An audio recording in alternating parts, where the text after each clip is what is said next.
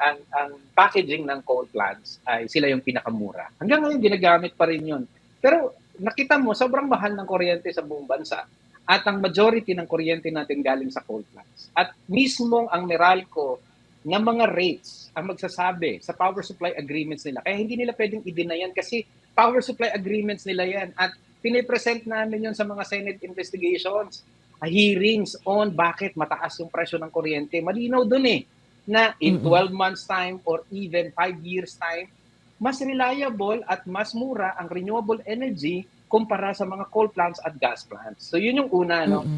Hindi naman tayo nakukonsulta doon at kumbaga may tinatago doon 'di ba? Na totoong ano yung rason, ano talaga yung presyo nila. At syempre pagdating sa pollution, malalaman na lang natin 'yan after na hindi naman niya naka-indicate even sa EIA 'Di ba? Tapos ano yung measures talaga dapat doon? Alam mo kung bakit, Cielo?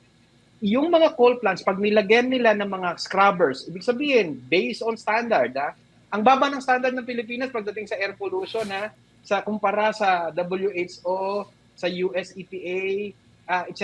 Tayo isa sa pinakamababa. So, mababa na nga tayo, hindi pa nila sinusunod. Maraming violation dyan. So, pag nilagyan kasi nila ng mga tinatawag na scrubbers, yung mga naglilinis, lalong magmamahal ang kuryente nila. So, ayaw din nila nun. Right? Kasi gusto nilang magtipid. So talagang Hindi, pero kasi diyan po pasok yung perception na kaya siya mura. Kaya siya mura kasi hindi niya talaga ini-internalize or hindi niya nire-reflect yung cost ng operation niya. Kasi kung marami siyang pollution isa na yun sa majority. Diba? Yes. Isa yun sa malaking dahilan. Kasi kung i-integrate natin yung pollution sa hangin, pollution sa dagat, sa tubig, yung carbon, negative effect sa kalusugan. Talagang sobrang dami, sobrang mahal niya pa. Mahal na nga siya ngayon, sobrang mahal niya pa.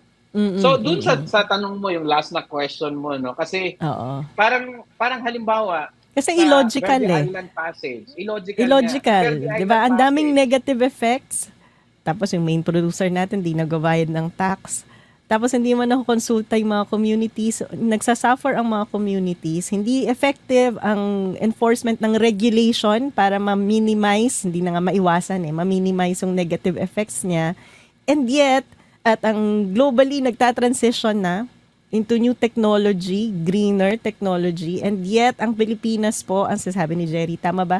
Ang Pilipinas po ay ngayon gusto pang magbukas ng mga karagdagang coal plant. So parang, Parang nata-Trump world na rin ba tayo dito sa Pilipinas? So, so ang tawag namin dyan, Cielo, di ba? Dirty, deadly, costly. Wala ka talagang, except for, syempre, ang gusto nilang sabihin, may energy security. Pero bakit? Bakit every year may rotating brownouts, di ba? Ang mga coal plants. Majority ng nasisira coal plants talaga at gas plants. Anyway, yung nasa likod, sino bang may-ari o mayorya ng may-ari at even yung mga nasa pipeline. Kaya magtataka ka this year, nung nanalo si Senator Cheese Escudero na Senate President, ang unang-una niyang sinabi ay kailangan i-review yung coal moratorium. Coal is the cheapest, blah, blah, blah. So parang rehash ng lahat ng mga myth at kasinungalingan na dinibunk na natin sa buong 10 taon na pagbabago ng policy. Ang mga nasa likod, ang majority ng nasa pipeline o may-ari ng mga existing, Aboitiz, Meralco, San Miguel, yung tatlo na yan, sila yung pinakamalaking player sa coal industry. Akala ko sila yung sponsor ng Duran-Duran Party. Akala ko sila ba? Sige. Hindi ko alam kung sila yung nag-sponsor, Cielo, pero definitely, ang alam ko, doon sa sinong may-ari ng mga malalaking coal plants at mga gas plants na nasa pipeline, sila yon. Kaya kung tatanungin mo ako, bakit nagsasalita itong mga senador ng ganito, yung kung sino-sinong mga journalists at mga opinion makers na parang walang nangyari sa 10 taon, hindi nagbago yung buong mundo doon sa financing at pag-restrict sa mga coal plants na parang kailangan natin ngayon ng coal plants kahit na sobrang mahal ng kuryente dahil sa coal plant. At saka tinitingnan na nga yan as possible stranded asset, 'di ba? Dinidiscourage na ang investment diyan dahil nga sa usapin ng pag-phase out ng mga maruruming source ng kuryente. So, Actually, very Shelo, interesting. Mm. hindi lang stranded asset. Merong mga institusyon ngayon tulad ng ADB, Asian Development Bank at World Bank na nakita nila yung pagkakamali nila at para Mm. pabilisin yung transition, nagse-set up sila ng mekanismo. Ang tawag doon ay early retirement of coal plants. Meron ng mga Yes. mekanismo at actually ang first na pilot project ay dito sa Pilipinas. Alam mo ba kung ano nangyari doon sa first pilot project na nasa Mindanao, ha? Pag-aari na yan Mm. na build, operate, transfer yan ng Steyag, Mm. isang German company, mga 200 megawatts. So siyempre tapos na yung kontrata, napasa sa gobyerno, alam mo kung sinong bumili? Aboitiz. So, imaginein Mm. mo yung Aboitiz ay pinasok sa ETM ng gobyerno.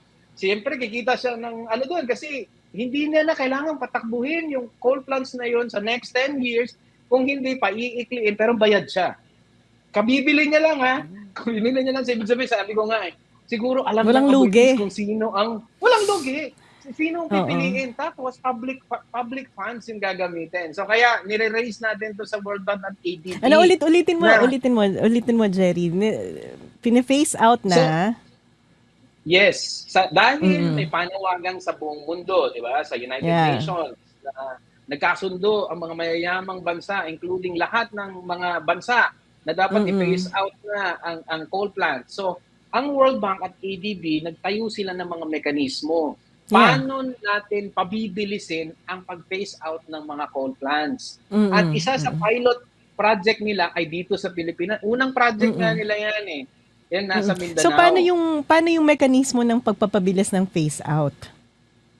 Parang bibilihin yung bad debt. Halimbawa yung credit card, 'di ba? Hindi ka nagbabayad. Tapos magiging utang yan ng Pilipinas. Yun yung nire-raise pa natin. Kasi imagine mo naman, tayo yung magso-shoulder. Nire-raise natin siya. Hindi pa buo kasi yung buong mekanismo, Shelo. Pero bahagi ito ng mga nire-raise natin. So imagine mo kung magiging utang siya, tayo may burden doon, pero ang tumutubo ngayon at kumikita ngayon ay ang Aboitiz. Aboitiz. Parang ina-accelerate mo yung depreciation ng isang plant. Parang tama ganon. ba? Parang ganon. Ganon yung kumbaga business model nung coal retirement, early Tapos coal retirement. yung anong kwento ng kumpanya na to, originally owned siya ng isang German company. Company, Steyag. Tapos binili ng Aboitiz. Naka-build, operate, transfer. So, napunta na siya sa Philippine government, di ba? Yes, oo. Tapos, dahil sa privatization, automatically, binili ka agad ng Aboitiz. Hanggang sa tinaas nila ng tinaas yung kanilang. Ibig sabihin, alam ng Aboitiz na itong planta na to, magiging subject ito ng early coal retirement. Kasi, di ba, bakit mo bibilhin ang isang napakalumang coal plant na inefficient na, sobrang tagal na niyang planta na yan kumbaga yung life cycle niya, economic life cycle niya, tapos na. Tapos na. In fact, dapat talaga siyang i-retire na kaagad.